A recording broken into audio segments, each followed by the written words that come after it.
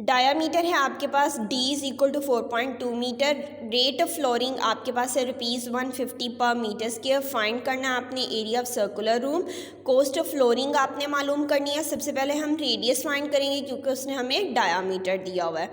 तो d divided by 2 is equal to 4.2 divided by 2 metre होगा।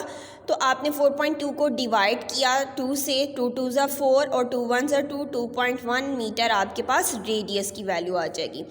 Area of circular room है आपका, तो एरिया ऑफ सर्कल हमारे पास होता है formula pi are square. Pi की value 22/7 multiply by 2.1 metre whole square. 2.1 को आपने 2 टाइम्स मल्टीप्लाई किया तो आपके पास 4.41 मीटर स्क्वायर आ जाएगा। उसके बाद आपने 22 से इसको मल्टीप्लाई किया तो आपके पास 97.02 मीटर स्क्वायर डिवाइडेड बाय 7 आ जाएगा। 97.02 को आपने इस तरह से डिवाइड करना है। डिवाइड करने से आपके पास वैल्यू आएगी 13.86 मीटर स्क्वायर। अब उसने कहा था आपने फाइंड करना है कॉस्ट ऑफ फ्लोरिंग। फ्लोर पे आप जो खर्चा करते हो सर्कुलर रूम के, तो वो कितना आएगा। रेट ऑफ फ्लोरिंग पर मीटर स्क्वायर उसने हमें बताया था रुपीज़, हमारे पास कितना है 150। कॉस्ट ऑफ फ्लोरिंग अगर 13.86 मीटर स्क्वायर होता है तो आपने बताना है कि कितनी कॉस्ट आएगी। हमें पता है कि हमारे पास जो रेट है वो 150 है। 150 को आप 13.86 से जो है वो क्या करेंगे, मल्टीप्लाई करेंगे। मल्टीप्लाई करने से आपके पास ₹2079 आपके पास जो है वो कॉस्ट आ जाएगी, जो कि आपने फ्लोर पे लगाई है। ठीक है। क्वेश्चन नंबर 7 है हमारा next. Find the wages of the grass cutting of a circular park. आपने वेज बताना है कि सर्कुलर पार्क की ग्रास कटिंग यानी घास काटने पे जो खर्चा हुआ है वो कितना है। एट द रेट ऑफ 5 पर मीटर स्क्वायर। अगर पर मीटर स्क्वायर पे आपके पास जो रेट है वो 5 रुपये है। Where the radius of park is 105 metre. अगर रेडियस पार्क का जो रेडियस यानी आर की वैल्यू जो है वो 105 मीटर हो। सबसे पहले हम उसे बताएंगे रेडियस ऑफ पार्क आर आपका जो है वो 105 मीटर है। रेट ऑफ ग्रास कटिंग आपके पास ₹5 पर मीटर स्क्वायर है। एरिया ऑफ सर्कुलर पार्क आपके पास फॉर्मूला होता है pi are square is equal to 22 divided by 7 multiply by 105 metre square.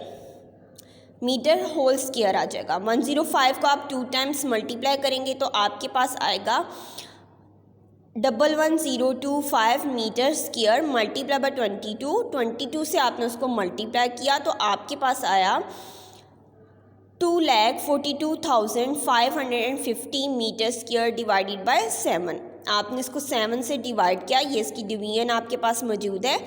Divide करने से आपके पास जो है एरिया ऑफ सर्कुलर पार्क वो 34,650 मीटर स्क्वायर आपके पास आ जाएगा। अब उसने हमें बताए थे वेजेस ऑफ कटिंग ग्रास। घास काटने का जो है वो खर्च कितना होता है, तो वो हमें उसने बताया हुआ है ₹5 पर metre square. Wages of cutting grass at 34,650 metre square आपके पास कितना होगा। अगर हमारे पास इसका है तो हमें रेट भी मालूम है, जो कि उसने आप 5 रुपये हमें बताया हुआ पर मीटर के हिसाब से, पर मीटर स्क्वायर के हिसाब से। तो आपने क्या करना है 34,650 को 5 से मल्टीप्लाई कर देंगे तो कटिंग ग्रास की जो वेज आएगी हमारे पास वो होगी 1,73,250 रुपये। ये आपका क्वेश्चन नंबर 7 है। क्वेश्चन नंबर 9 है आपके पास।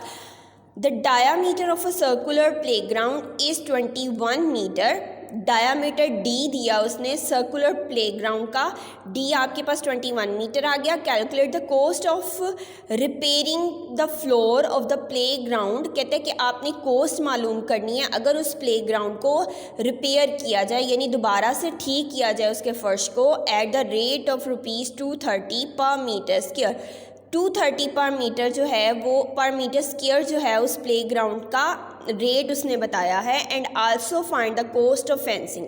वो कहते हैं इसके अलावा आपने कॉस्ट ऑफ फेंसिंग यानी उस प्ले ग्राउंड के इर्द गिर्द जो आप जंगला लगाते हैं, बाड़ लगाते हैं, उसकी कॉस्ट भी आपने मालूम करनी है। The play ground at the rate of ₹75 पर मीटर, तो उसका जो रेट होगा वो होगा 75 पर मीटर का। यानी इसमें आपको 2 रेट्स दिए दिए हैं।